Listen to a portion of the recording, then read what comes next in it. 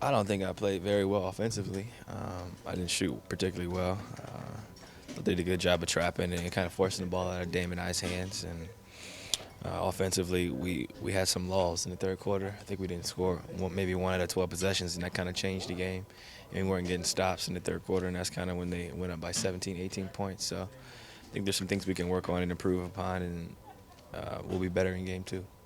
There's some adjustments that you can make to attack their defense a little bit better. Yeah, Game two. yeah, for sure. I'm not going to tell you. No, I'm not going to tell you. But you have some things in mind. Yeah, Probably yeah. the first time you guys encountered this defense. No, Dallas did it. A couple. I think Chief got 13, 14 three-point attempts in Dallas. So I mean, some teams have done it throughout the season. I figured they would. Just other guys got to step up, make shots, and be aggressive. And once we get the ball in the middle of the court, we got to be decisive with our decision making. How much does it help for you personally knowing that who's going to be guarding you now and maybe that one? No, I mean, I figured he would be guarding me. It's not. It's not. He's not the problem. It's the traps. DeAndre Jordan, those other guys coming up. They make the game a little bit more difficult. They cover up some more angles, and they do a great job of kind of zoning up off the ball. So it's a team effort, and they're doing a pretty good job. Is it about, in the traps, is it about reacting faster, or is it just smarter? I mean, I had 2 turnovers, a couple active hands turnovers where they deflected it as I tried to pass, but just got to find the open man, make the right play, and trust the team. Did you feel any more pressure after the last game to come out and perform better, or is it just more of like just getting back to what you do? No, I mean, I'll be okay. I'll perform better. We're not going to win many games when we shoot 30%. And we're not going to win many games when I shoot 3 for 11. So if it's 3 for 18, it'll be 3 for 18 or 3 for 17, but I won't be 3 for 11. You're never one who lacks confidence, obviously. How would you describe your mindset going into game two? It's a new game. Every game's different.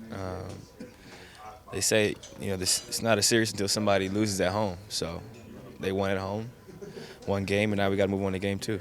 Did your experience last year in the playoffs, where you had a slower game one and then really picked it up, help you at all, or does that seem pretty far away? I mean, it's one game.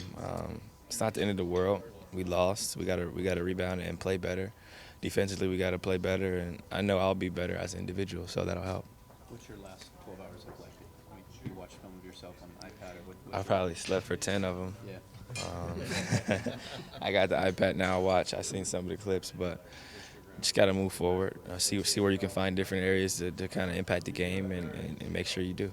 Did you sense any nerves from your teammates, the ones that hadn't played in the playoffs or maybe hadn't had a lot of experience, significant moments in the playoffs before, especially at the beginning of the game? Did you sense I thought guys played hard and they played well. Mo was aggressive. Foul trouble kind of deterred him a little bit. Might have took away some of his aggressiveness, but considering he hadn't played, I thought he did really well. Mason had played in the playoffs before in Brooklyn. Ed had played on a couple playoff teams, so he understood kind of the atmosphere. And playing in LA, he knew what it was going to be like. So, I mean, it's the playoffs. So, I mean, I think both teams are a little anxious. CP missed a wide open layup. He's an all-star. So, things are going to happen throughout the game. It's just more about how you recover from it and how you withstand runs. You said he expected him to guard you, and that last night you said he'd done it in the first few games. It couldn't have been that much, though, right? He guarded me the game before this, and then obviously I didn't play in the other game, but he's guarded me some. Just for stretches, certainly not full game. Well, I mean, I figured they wouldn't put JJ on me. Yeah.